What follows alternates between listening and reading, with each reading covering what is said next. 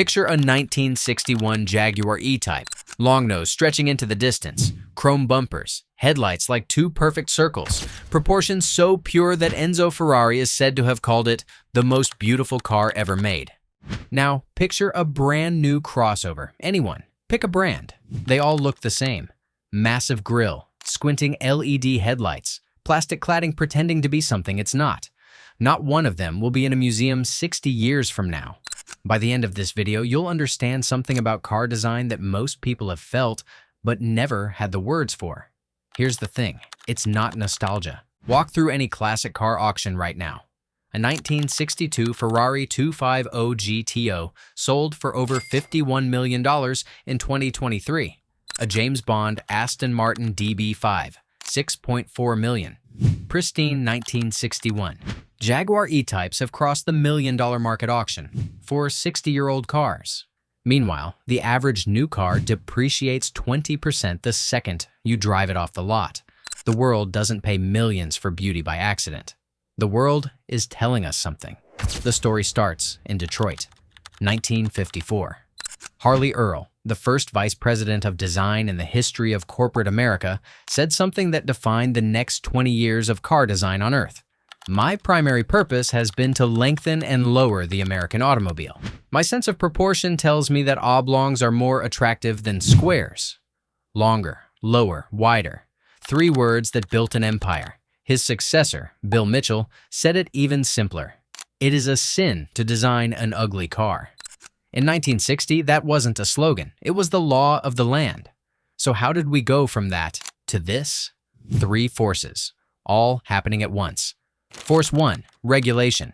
Look at the Jaguar E-Type's nose. It's practically lying on the road. Designers today literally cannot do that anymore. European regulations now require roughly 4 inches of clearance between the hood and any hard engine component, so a pedestrian's head has somewhere to decelerate in a crash. The result? Hoods are now 12 inches taller than they were in 1970. Then there's the A-pillar. To pass roof crush tests, it has to support up to 3 times the car's own weight. So the pillars got thick. In many new SUVs, the blind spot from your A-pillar can hide an entire person standing in front of you. Nobody banned beautiful cars. They just made them structurally impossible, which turns out to be the same thing. Force 2, the wind tunnel. A 1961 Jaguar E-Type had a drag coefficient of 0.44. Beautiful, aerodynamically terrible. A modern Mercedes EQS, 0.20. Engineers aren't optimizing for beauty anymore. They're chasing one number on a fuel economy spreadsheet because federal standards demand it, and every 10th of a point saves millions in fines. When you optimize every car in the world for the same equation, you get the same car. Force 3, the algorithm. A new vehicle today has to sell in the US, Europe, China, the Middle East, and Southeast Asia. Jaguar's legendary designer Ian Callum said it plainly. There was a time you could tell what country a car came from. Today, every company makes cars for every country, designed for the broadest possible audience, manufactured as efficiently as possible. Translation: a committee of 47 people in 5 time zones signs off on every curve. You cannot design a masterpiece by committee. You never could. And here's the part almost nobody knows. The old designers saw all of this coming. Chris Bangle, who ran BMW design for nearly 20 years, described the modern car like this. People wanted rationality. The model stopped being a boat or a house and started being a refrigerator. And if you take a refrigerator and put a front on it, you basically get every car you need. A refrigerator with a front on it. 9 words, that's the modern car. Marcello Gandini, the man who designed the Lamborghini Miura and the Countach, said in 2019, "Maybe I shouldn't say this, but nothing better has been done since." Now, let's talk about what this actually costs us.